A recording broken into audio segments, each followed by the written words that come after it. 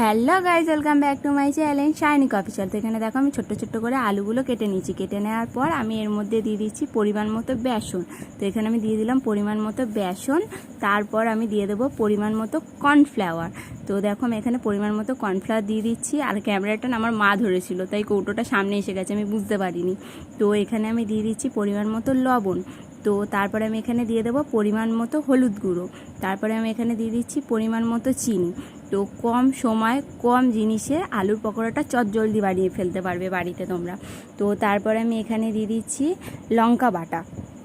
তো দেখো এখানে আমি লঙ্কার বাটা দিয়ে দিলাম। দিয়ে দেওয়ার পর আমি অল্প জল দিয়ে ভালো করে মিশিয়ে নিয়েছি। তো দেখো মিশিয়ে নেওয়ার পর দেখতে এরম হয়েছে। তো আমি কড়াইতে তেল গরম করতে বসিয়ে দিয়েছিলাম।